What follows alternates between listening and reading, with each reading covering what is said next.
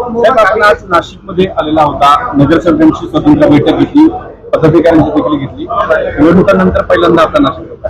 नक्कीच साधारणपणे आपल्याला माहिती आहे की नगरसेवक सगळ्यांचे जे 15 आहेत ते जनतेचे प्रश्न उठवत आहेत, खूप अग्रेसिव्हली उचलत आहेत.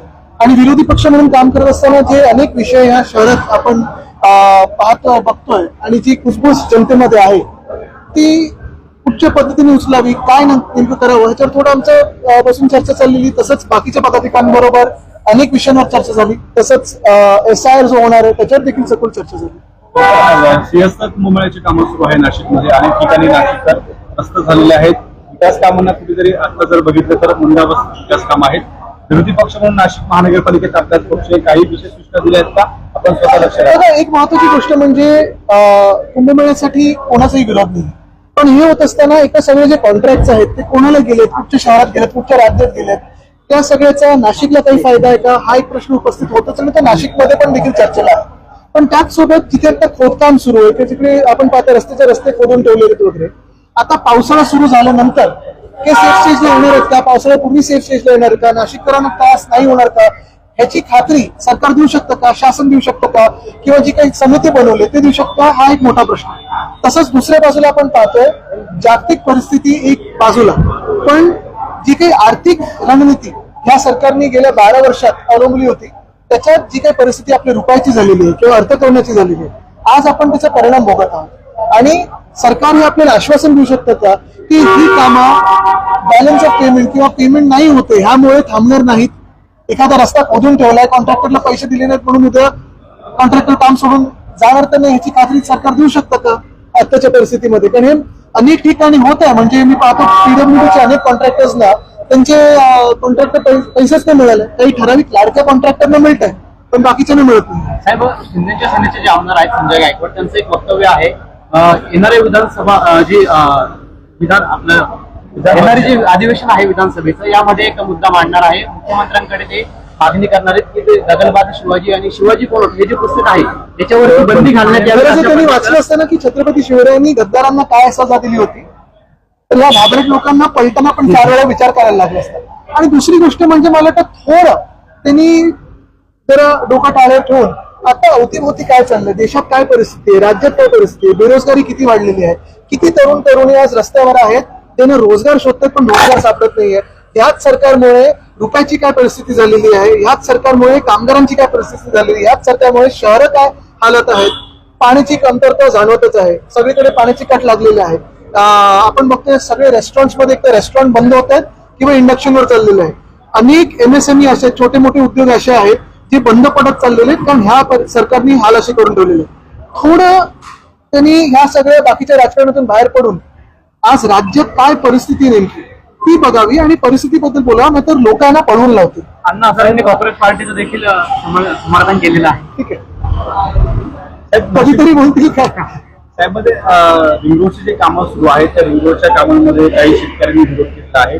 तोही महत्वाचा मुद्दा आहे. आपल्या पक्षाने संजय राऊत साहेब दौऱ्यावर होते त्यावेळी शेतकऱ्यांशी आपण पाहिलं असेल ते कलेक्टर पण हो. आणि राऊत साहेबांनी जो विषय घेतला होता एका महिलेला घरी जाऊन पोलिसांनी मारहाण केली होती अधिकाऱ्यांनी पण.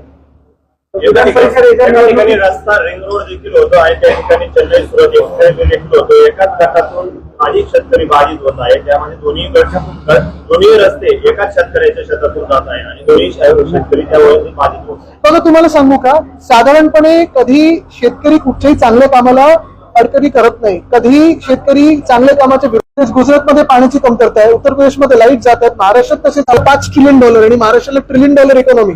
मुख्यमंत्री अजून बोलतात की आपण सिंगापूरच्या पुढे जाऊ, कसं बाईकवरनं की सायकलवरनं.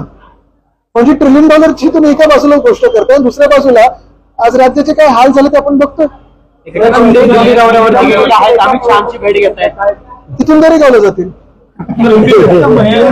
एका महिन्याने मंडळ पक्षात आहे की एकूण सुरुवात आली कशी ते ठीक आहे. आता ती अंतर्गत जी चर्चा झाली आम्ही त्याची पुढे चौकशी करू. प्रधान दरेकरांनी पक्षाची काय भूमिका आहे?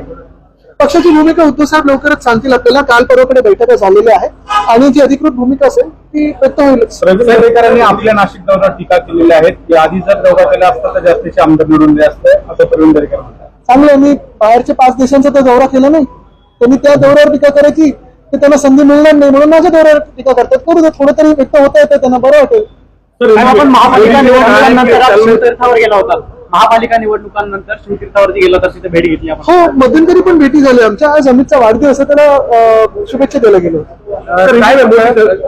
राहुल गांधी मराठी पूर्ण होतं ना, हिंदी करून. साहेब, खरं तर राज्यामध्ये पेट्रोलची टंचाई निर्माण होताना आज पण येताना मी पाहिलं पेट्रोल पंप सगळे बंद होते. गिरीश या सगळ्यांकडे जर बघितलं तर सरकार जे आहे ते म्हणतंय की आपल्याकडे मुबलक साठा आहे पेट्रोल डिझेलचा, मात्र मग अशी टंचाई का निर्माण होते? पण मग ठेवलाय कुठे तुम्ही? एक तर तुम्ही ब्लॅक मार्केटिंग करताय स्वतः सरकार म्हणून, आता जनतेचे हाल तुम्हाला पाहायला आवडतं. गिरीश माझे आज आपण पाहतोय अनेक ठिकाणी, काल परवाकडे देखील मला वाटतं अंबादास दानवेजींनी ट्विट केलं होतं तो व्हिडिओ, मीडियाच्याच माध्यमातून आला. तर मोठ्याच्या मोठ्या रांगा आहे, कुठे भांडणं होत आहेत, कुठे वाद होत आहेत.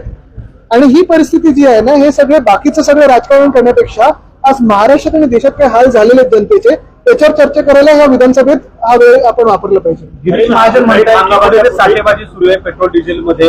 या ज्या कॅन आहेत कॅनमध्ये पेट्रोल हे डिझेल सरकारमध्ये असून जर तुम्हाला माहिती नसेल कुठे होत आहे, तर मग तुम्ही बसून काय उपयोग आहे? युवक मोठ्या प्रमाणावर सरकारच्या विरोधामध्ये आहे. जे आपल्याला काँग्रेस जी जनता पार्टी तयार केलेली आहे त्याच्या माध्यमातून दिसत आहे. मात्र विरोधी पक्ष जे आहेत त्याला कसं तुम्ही हे करणार? बघा, तुम्हाला सांगू का एक महत्वाची गोष्ट म्हणजे काँग्रेस जनता पार्टी, आता ह्याला पार्टीचं रूप येईल की नाही, कोण चेहरा आहे की नाही, कोण चालवतोय काय चालवतोय हा एक वेगळा विषय झाला. पण लोकांना व्यक्त होण्यासाठी एक मोठं माध्यम बनलं. महत्वाची गोष्ट हीच, जसं आमच्या सगळ्या नेत्यांच्या मागे हे लागतात, तसं ह्या काँग्रेस जनता पार्टीच्या पण मागे एका काँग्रेस जनता पार्टीच्या नावाच्या सोशल मीडिया पेजला भाजपच्या सरकारला बॅन करा असं वाटलं. म्हणजे विचार करा, भीती किती आहे आणि लोकांमध्ये आक्रोश किती. यामध्ये ते भीती सरकारमध्ये आणि आक्रोश लोकांमध्ये. यामध्ये ते असं पण म्हणतात की हे जे फॉलोअर्स आहेत यातले काही पाकिस्तानचे देखील आहेत. सगळं जे कोणी यांच्या विरोधात बोलतात ते पाकिस्तानबद्दल, पण आरएसएस मध्ये बोलत होती पाकिस्तान बरोबर चर्चा करायला पाहिजे, त्याच्याबद्दल काय? जे बीसीसीआय जाऊन पाकिस्तान बरोबर क्रिकेट खेळतात त्याच्याबद्दल काय? सेमीफायनल बरोबर तुम्ही रविवारी घडवून आणता त्याच्याबद्दल काय? पाकिस्तान बरोबरची बीसीसीआयची चौकशी नाही करणार तुम्ही, आयसीसीची चौकशी नाही करणार तुम्ही. वाशिम महापालिकेत आपले 8 नगरसेवक भाजपच्या वाटेवर असतात. मी पुन्हा एकदा सांगतो, कोण कोणाच्या वाटेवर त्यापेक्षा भाजपनी ह्या राज्याची आणि देशाची वाट लावली ना, त्याच्याबद्दल चर्चा करूया. राहुल गांधी ने स्टेटमेंट दिया है कि मोदी सरकार 1 साल में गिर जाएगी, ऐसे कहा है उन्होंने कांग्रेस की मीटिंग में, तो क्या कहेंगे इसको? आपको कोई शक है उसमें? पेट्रोल डीजल के बारे में जो अभी पूरे देश में हालात है, तो आप इसको क्या हमारी जो पॉलिसी है उसका फेलियर मान रहे हैं या फिर ये सिर्फ वॉर की वजह से हुआ? वॉर अभी तो रुका हुआ है. सत्य परिस्थिति ये है कि जो वेस्ट एशिया या मिडिल ईस्ट हम जिसे कहते हैं, वो वॉर अभी तो रुका हुआ है. टेंशन बिल्कुल जारी है, लेकिन वॉर तो रुका हुआ है, थमा हुआ है. इसी परिस्थिति में अगर आप देखिए तो हमारी करेंसी रुपया, ये एशिया की सबसे वर्स्ट परफॉर्मिंग करेंसी है. और सत्य परिस्थिति ये भी है कि पिछले साल के बाद पाकिस्तान के रुपए के खिलाफ भी अपनी जो करेंसी है वो 12% से घटी हुई है. तो बात यही है कि ये सिर्फ एक वॉर के कारण से नहीं है. आज रुपए घटते जा रहा है, पेट्रोल हो डीजल हो इसके दाम बढ़ते जा रहे हैं, एलपीजी का शॉर्टेज हम देख रहे हैं, और ये सारी बातें सिर्फ एक वॉर के कारण नहीं है. पिछले 12 साल से एक ऐसी सरकार हमारे माथे पे बैठी है जिसको सरकार नहीं चलाना आती, सोशल मीडिया चलाना आता है.